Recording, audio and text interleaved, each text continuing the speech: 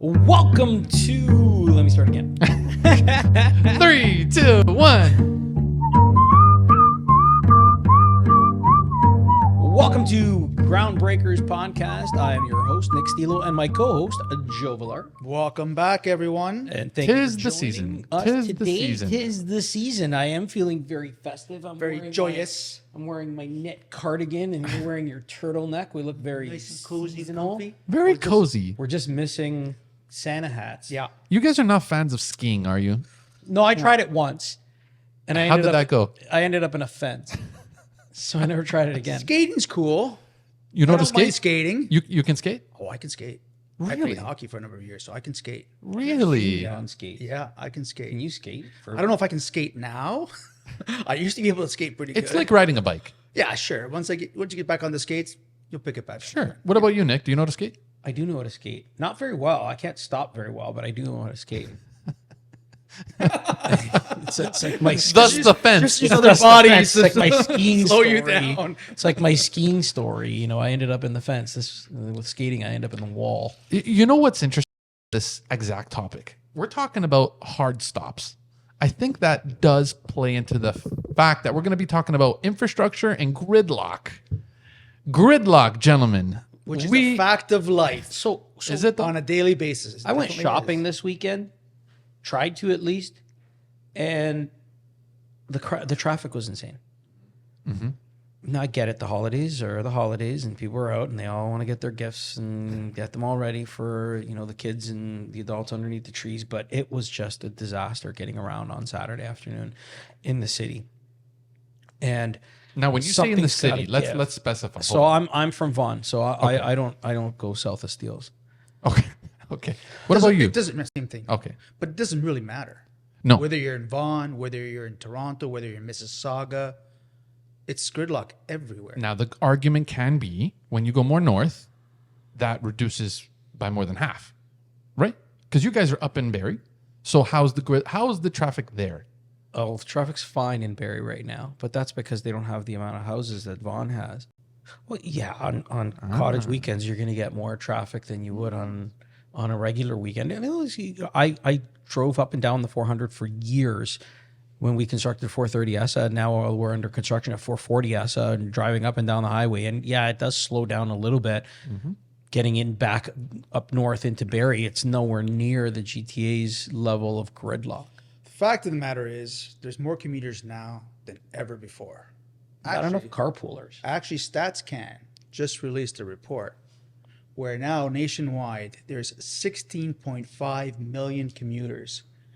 That's up 585,000 Since when? from April of 2023. Oh my goodness. Wow. Okay. In the GTA, Toronto is the worst, well, third worst commuting city in the world. In the world. In the world. It takes an average commuter in Toronto 30 minutes? 33.3 minutes Wow. to get to work. Okay. Third worst in the world. Jeez. So, I mean, That's average, because I know a ton of people Yeah. that it takes them an hour to get to work. the fact is, of these commuters, 81% of them drive. So I wonder the why. other small portion take public transit, and that's where the problem lies. You wonder why? It's I do wonder why. subdivision living. When you live in a subdivision, you don't have immediate access to transit. You have to drive to get to the subway or the GO station. A lot of people would just rather drive. Rather drive. And affordability. You mentioned Barrie, Yeah, that's right. right? That's right. People move to Barrie because it's a little bit more affordable to live. Now they've got to commute from Barrie to Toronto, which is typically where most of the jobs are. That's a very far commute. That is a very far. So it's an But hour. people will plus. drive to their affordability. They're going to drive to where they can afford to live. That's very. Is that one of the main factors as to why you guys pivoted yourself into Barrie? Yeah, that's one of the reasons. It was just more Interesting. affordable. It's more affordable for us to buy land in Barrie. But you were looking at the gridlock. Were you playing that into factors? Absolutely. We were putting travel time down to Toronto. When we were marketing 430S condos, we were marketing the 55 plus minute, it's roughly 55, 60 minute GO train ride from Allendale South Station down to Union. How far is Allendale from ESSA? It's like 7-minute drive. Yeah. Wow. And Beautiful. they've upped the service there now. It used to be like in the morning down and evening back. Now it's Yeah, now it's all day. Now it's north and all day. south. Yeah. North and south. Built the 413. Now, what is this 413 you're talking about? 413 is a 55 or 56 kilometer stretch of highway that spans from Vaughan all the way out to Guelph. And it's said to save about 31 minutes of traffic Correct. for people that are driving that distance. Is on this the going to be 401. toll? Is this going to be a toll highway? No, it'll be a highway. It'll be a provincial highway. Okay. Yeah. Because it says here, so basically it's proposed 52 kilometers, the 413. Now, it's going to help the people between Kirby, King, Vaughan, primarily. And it's also going to connect to the 407, which is great. Wow, there's a lot of greenbelt land that they're going into on this 413. A lot of scientists have come out. In fact, just recently, 100 scientists came out in protest of this highway, saying that it's eating into conservation land. But what it does do is open up all of that area for more housing, which then gives easy access to highway, which connects to Vaughan, which connects to Toronto, which connects to Halton, which connects to Guelph. How long did it take them to do the 427 extension alone? It took them a long time to do that. The one that goes Right? to past a major It max. took them 4 or 5 years to do And that. that's just a small extension. So you just Was it imagine- small? It don't Yeah, think so. it used to go up to Highway 7. So they Okay. extended from Highway 7 up to Major Mac. Which is what, like 15 kilometers? Maybe roughly? not even. Yeah, maybe 10 kilometers. And I wonder how much the proposed amount was for that. I don't recall. It Well, I had can to tell be you in what billions. they're proposing for the 413 is $28 billion. 28 billion? Their $28 billion infrastructure How plan. are they getting this? Where is this money coming from from? you and me? Speaking of you and me, just a side note, 407, because you mentioned the 407. Doug Ford is looking at rebuying the 407. So I'm actually glad you brought this up. Right? Do you remember what we sold it to the Spanish for? Peanuts. It was 31 million. Cents on the Million. dollar. 31 Yeah, million dollars they sold it to the It was a Spanish. disgrace, really. It Same was thing a total happened with the disgrace. Sky Dome. Rogers Yeah, bought they bought it for $26 million. Thank you. And it cost like $400 million to build. Exactly. And now it's What's worth it worth? It's worth billions today. now. The Now land it's worth alone billions. is worth Exactly. billions of dollars. So very poor thing. Like 407 now, he's going to want to buy it back. It doesn't. I looked at it before. It doesn't say how much. Yeah. But it's going to be in the billions. Sure, it's going to Oh, be for sure it's going to be in the bill. So why would he want to? Because it'll alleviate some of the gridlock that we have Exactly. in the city. Instead of a toll. They should have never maybe- sold it to begin with. Maybe it'd be a reduced toll, because right now, that It's very 407, expensive. I think that there's other ways to ease up the gridlock and do it for potentially less than the impacts of buying the 407 and charging people more money to use it, i.e. maybe tunneling underneath the 401. That's an idea that the Ford government has tossed out there. I don't think that they can buy it even at $1 billion price tag and justify raising the prices on the tolls. Who's going to use it? what's the point of that? Who's going to use Right? it? What's the point? What have you done? You've done nothing. Yes. Imagine tearing down the Gardner. Where do you divert all that traffic? Weren't they diverting for a while though? They were doing some For repairs. sections, Yeah. not for the entire highway. Right. Where do you divert the traffic? Listen, they should have thought about this when they first. built No, they couldn't on. have. The highway was built in the 50s or the 60s, if I remember correctly. it. Right. And did they not think that Toronto was going to expand? No, not the way it did. Not the way it did. The Toronto really went through its massive expansion in the 90s and in the early 2000s. Prior to that, it was a slow and steady growth, but not the way it exploded in the late 90s and into the 2000s. Okay. What about when we are talking the Ontario line, the subway line, and it now ballooned to 27.2 billion, a 43% increase due to inflation, as I was telling you, and supply chain issues. Completions now expected for 2031. Now, tell me. You want to take this one? That's a good question. There isn't nothing we can do now. Any solution we have, it's going to take time and investment. And as more people come into this country, It's going to get worse. it's going to get worse. Right? There's more cars that are going to be on the road. I mean, you just said it a moment ago. There's 580 something thousand Yeah. more cars on Rob- the road in how long? Yeah. 1 year, was it?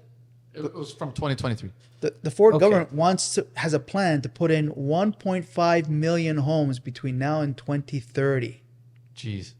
in Ontario. And how many roads are being added? Exactly. None. So Well, when you say hold on. Do we go back to the 413 now? Where do you think these 1.5 million homes are gonna land? They're gonna end up in areas like around the 413. could be. Like It could be everywhere. those parts of North Brampton and Caledon, like these parts of North Vaughan and into King. And that's what the plan is with that highway. Now, and I get the pushback. There's a lot of environmentalists that are pushing back on this highway. And they're saying that it's, eating into some, red-headed woodpecker territory, and that it's eating into some red-side dace territory, and that goes against federal law for, disrupting endangered species and ecosystems. But what's the solution? And I understand their perspective. I understand they're environmentalists, and they're going to fight their case. We're builders, and we're going to fight our case every time. And the government is government, and they're trying solutions. They're trying things that are solutions to solve this gridlock. And you're going to get pushback from everybody. So what is the solution? What's the if not here, where? Where do you put this highway? So we come across the same thing that everyone's dealing with across the whole world. This person is arguing with this person is arguing with that, and no one gets the solutions. So how can we solve a gridlock issue if there's gridlock even within our conversations? Yeah. Guys, what about this proposal? How about getting all the big rigs to only drive at night and not congest our 5 p.m. gridlock? I don't think it's just big rigs. Big rigs, there's quite Really? a bit of them on There's the a road. lot. But Imagine if you're eliminating them. those guys are driving all day long. They don't have a specific rush hour. What I mean is, why don't we take all those trucks off and make them drive from only 9 p.m. to 5 a.m.? Now you're stifling the economy. You're stifling the economy. Those trucks need to be on the road to transport goods back and forth. But why can't they If you're just limiting transport now, at night? if you're limiting now the amount of hours that this can transport, you're stifling the economy that way. I But think it alleviates gridlock. listen, It really does. it might alleviate gridlock. I agree with that, but you're also now minimizing access to goods. No, That- you're just sure you delaying it a little. You're delaying it a little. Yeah, you're delaying. Well, it could be more than a little. So you guys don't think that's a good option? I don't think it's a viable option. I don't think it's a realistic option. No, I don't like that idea. Why? So I'd like to hear your input onto why. I think Joe said it best. I think you're going to stifle the economy. Those trucks need to be on the road all day, delivering, doing what they do, transporting. Maybe another highway. Maybe this tunneling underneath the 401 is a good idea, because you can send the trucks in the tunnel, and you free that's a up good idea. you free up the surface for the automobiles. Now that's a good idea. But again, we just got to Takes be time. patient. They got to take time. But all of this takes time. Everything that we've said today is Yeah. going to take time. Nothing's Whether gonna it's happen the tomorrow. autonomous driving, whether it's tunneling, this 413, all of these things take time. We're just going to have to live with it. Yeah. The one Unfortunately, line. that's the reality. We're going to have to live with it. The one line. Yeah. These things all take years. I mean, we our office is right near the Finch LRT. How long did it take? Still not finished. Just for the Still not section, live. Just for the section between Highway 400 to Weston Road on Finch Avenue. How long did it take? Oh, or it took- taking? It took about 3 years to do that 3 section. years? Yeah. Yeah. It's been Yeah. under construction since the middle of the pandemic, and we're now a year and a half out of the pandemic. Is this because of red tape? Permits? No, things just take time. Litigation? Things just take time. Now, when we look at the Eglinton LRT, Oh look my at God. the That was disaster the that worst one. thing has become. Worst. It's taking time because of construction takes time. The original budgets were never realistic. The original schedules were never realistic.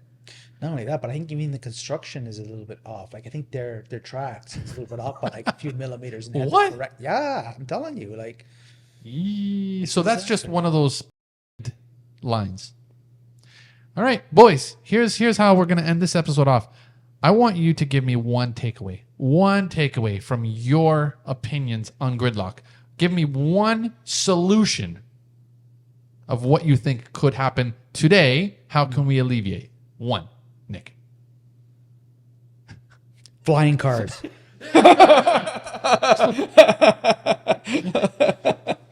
I don't know, man. Canada needs to schedule an appointment with Elon Musk. So you say Elon Maybe Musk. he can help us out. Yes, that's a good one. Joe?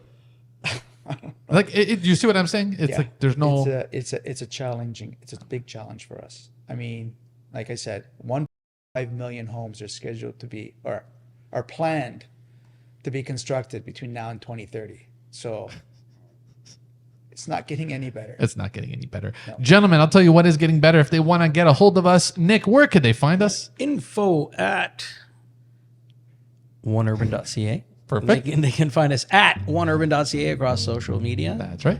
And that was our show today, everybody. I keep forgetting this. Something about... line. Hold on. Damn it. Wait, you're going to cut bricks. this out, right? All right. And that wraps it up for today. Till next time.